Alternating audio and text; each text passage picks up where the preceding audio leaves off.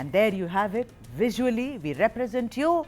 The first big story of the South Indian today, the BJP's dominance in coastal Karnataka. Time and time again, political experts, psephologists have wondered what is it about this particular region where BJP and its Hindutva dominates and no other party can make a chink in its armor. Will that change? We will see. The ruling Congress in Karnataka has a very tough one lined up in what is considered to be the bastion of the BJP during this Lok Sabha elections. Coastal Karnataka, also known as Dakshina Kannada, Udupi-Chikmagalur and Uttara Kannada. Often labelled as the Hindutva laboratory of Karnataka, it is a fact that the BJP has maintained its dominance across all the three constituencies, emerging victorious in 2009, 2014 and 2019, and that's a very difficult act to follow. But the Congress is all set to wrest control of the area, and it became apparent during end March when Deputy Chief Minister D.K. Shivakumar went temple hopping and visited the Sringeri Sharada Mutt in Chikmagalur district, the Dharmasthala Manjunatha temple and the Kukke Subramanya temple in Dakshina Kannada. What was also very noticeable was that Shivakumar labelling the Lok Sabha polls as Dharma Yuddha, sounding much like the Bharatiya Janata Party has done in Karnataka and particularly coastal Karnataka.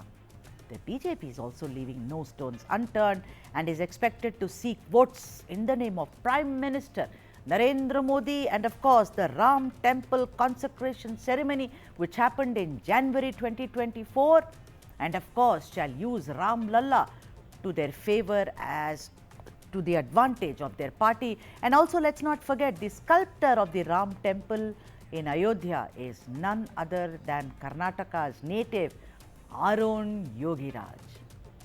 The Congress is of course focusing on its 5 guarantees and convincing the people of coastal Karnataka to focus only and only on a government which delivers more than just Hindutva or Hindu supremacy.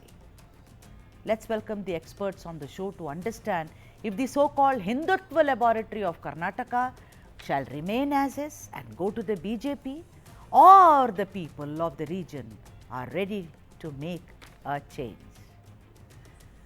Let me welcome Professor Chambi Puranik, very well-known political analyst on the show, and Mr. K.V. Prasad, senior journalist. We shall also be joined by one other guest, but in a moment, let me welcome both Professor Puranik, namaskara, welcome to the show. Namaste. And also Mr. Prasad, such a wonderful occasion to have you on my show. I've been watching you on other shows on our platform, but your first time on the South Indian, and thank you very much. Professor Puranik, tell me something. We've read reams and reams on coastal Karnataka. We have said, you and I, all of us, have read about how it stands apart from the entire Karnataka. The North Indians, as usual, I don't blame them, but many other people feel that we are a monolith. We are not. Karnataka is different in every region. The languages, Tulu, for instance, not many people know, which is spoken in that region by many people, and also by Brijesh Chauta, the former captain with the Indian Army who's a candidate. They speak Tulu. Please, for the benefit of the audience, please tell them as to why coastal Karnataka remains a BJP bastion, Professor Saab. Well, Sudha, it's well known all over India, including the South Indians, that BJP definitely, has a very strong base in coastal Karnataka. Whatever secret or the strength of BJP to have such kind of popularity in the coastal Karnataka is mainly not only because of Hindutva. Hindutva is there, but the kind of whatever enlightened approach that the coastal people have. They also identify with their own identity, and also the issues like religion, Ram Mandir, and many other issues. There is a Ram Sena also there, and then Mutalik also is there. All of these people, they are trying to identify themselves as the spokespersons of Hindutva in its different forms. But in terms of its political whatever advantage or melee, I think BJP has gained over a period of time, decades.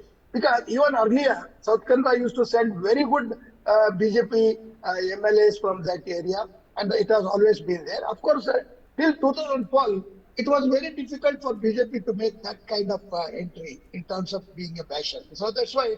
So in all the previous elections, 2009, 2014, 2019, BJP has successfully, captured that coastal Karnataka and spread over to Udupi-Chikmagalur constituency and also to North Karnataka. Right. So in terms of the entire coast itself, you can consider, as you said, it is a kind of bastion of BJP and All right. definitely Hindu laboratory. Hindu laboratory, because there are issues like, hijab, azan, and then love jihad and many other things. Another thing is, coastal Karnataka is very close to Kerala Yeah. border. Yes. From Kerala side, the ideological kind of input from the leftists, they have also entered into that, All but right. they have not made much way. But Mr. in terms of religious polarization, it is between Hindus and Muslims that we see that kind of divide in terms of their Right. political Okay. loyalty or identity. Right. So SDPI earlier, it was very, very strong. But now that it is banned, All it's, right. it's going in different forms in terms of its own support to the Congress party and also the left party All in right. Kerala. Okay. So therefore, Yeah. Congress is depending on the support of the SDPI indirectly, even though they are not there officially also. Well, But BJP but has in got Kerala, definitely strong. SDPI, no, in Kerala, the SDPI had extended support to the Congress, which has been denied and rejected by them, saying we have No, nothing but to it do is with there. you. It is there. It is there. Let us put up the graphics about how the BJP has done in coastal Karnataka in the past elections, so that you, the viewers, should have about a view about how it has done well on your screens right now. Hegemony, one would say. Mr. KV Prasad, what really worked in the favor is of course the people, the demographics of it, etc. But politically, if you look at it, victory after victory after victory. But then we cannot forget the assembly elections which happened in Karnataka, which brought the Congress to power. And a lot of psephologists and experts said, listen, the double engine ki sarkar did not work in Karnataka. The Bajrangbali issue did not work. Later, of course, we have Hanuman Dhwaja, this Dhwaja, that Dhwaja, love jihad, everything. Do you think coastal Karnataka is ready to make the change, Mr. Prasad, or it's going to be as is, status quo? First of all, let me greet your viewers, especially those who are joining from Karnataka, Telangana, and Andhra. A very happy Ugadi. Yes. Right? It's a festival Happy day for all of us. Ugadi. Thank you, Mr. Prasad. You reminded, see, this is what the job becomes. Happy Ugadi to both of you, sir, and to all the viewers. Thank you. Thank you. Thank you. Well, to take your question forward, I have a simple, I think, a carry from the point you made and also Professor made. The assembly elections showed that people have thought differently, especially in the coastal area. I think if you look at the 16 odd assembly seats that are at stake across these three Lok Sabha constituencies, I think the Congress doubled its share if one looks at the previous assembly elections. I think in terms of numbers, probably from 3 rose to 6. And you referred to a double engine Sarkar it did not gain traction, especially in the rural, or that's a part of the segment, right? Now, the only essential difference I would see, the BJP will continue on the path it has continued because that has paid dividends. The Hindutva card remains one of the trump cards that has worked well for it in the past. Now, in this elections, there is a slight shift. One has to look at it in a different parameter, I would say, is with the JDS joining hands with the BJP. Right. Well, much of JDS has a control, has any space in that area is another matter, but whatever it has will add on to the kitty that the BJP would have. That's my initial observation, please.